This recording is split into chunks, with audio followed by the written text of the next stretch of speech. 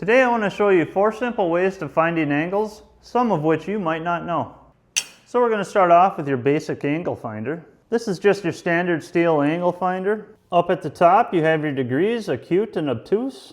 You turn this dial and it locks itself in. Starts at 90. If we want 30 degrees, we're going to tip it to 120 or 60 degrees. And on the other side, 60 and 120. Turn this dial to the right and lock it in. Throw the flat part up against your workpiece, mark your line. Next we have our standard speed square, 90 degrees on this side, 45 degrees on this side, material to the back side. But you'll notice all of these numbers right here, those are degrees, and I'll show you how to use those. We're going to take the back side of our speed square and place it up against the back side of our workpiece. Now where it says pivot, we're going to place our thumb on the pivot point. And to the left here, we have the numbers. We're going to line the numbers up with the edge of our workpiece. So say again we want 30 degrees. We're going to line 30 degrees up at the end of our workpiece and draw our line. And if we want to measure this line that we just drew, we can use our square. Run the pivot point all the way to the end of our line. Turn the square. Look down on our square. There's 30 degrees. If you don't have an angle finder and you don't have a speed square, but you have yourself a calculator and a tape measure, we can calculate this mathematically. Let's say we want to cut a piece off of here at 30 degrees. If we know that we want this at 30 degrees, or any degree for that matter, and we know the length of our piece, if I draw a straight line and I measure the length of that line, I get about 5 9/16.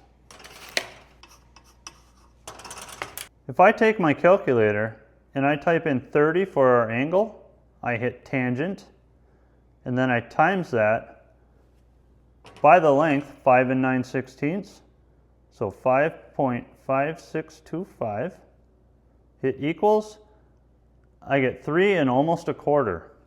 So if I measure over from the bottom of this line about 3 1/4, make a mark, and now I connect this bottom mark to this top line. I have 30 degrees. Now if I just draw in a random line, I have no idea what that angle is. But if I draw a 90-degree line down from the top,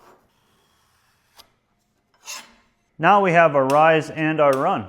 If I measure our rise, I get about 5 9/16. So we'll write that down, 5 9/16.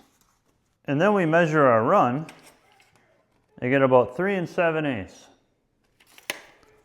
So we'll write that number down.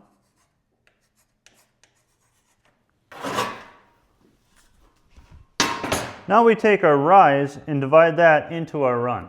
So if we take 5 9/16, 5.5625, and divide that into 3 7/8, 3.875, we get 1.435. Now if we take the arctangent, we get 55 degrees. Subtract that from 90, and we get 34.86. We're going to call that 35 degrees on here. So we're going to take our speed square and line it up on the bottom like we did before. Tip it until we're in line with our mark.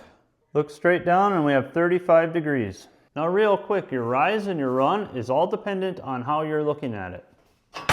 If we made 3 7/8 our rise and 5 9/16 our run, we wouldn't have to subtract from 90. 3.875 divided by 5.5625, then take the arctangent of that, and we get 35 degrees.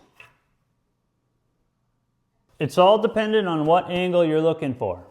Well, hopefully you guys learned something today, and hopefully you liked the video, and that's it for this one. I'll see you on the next.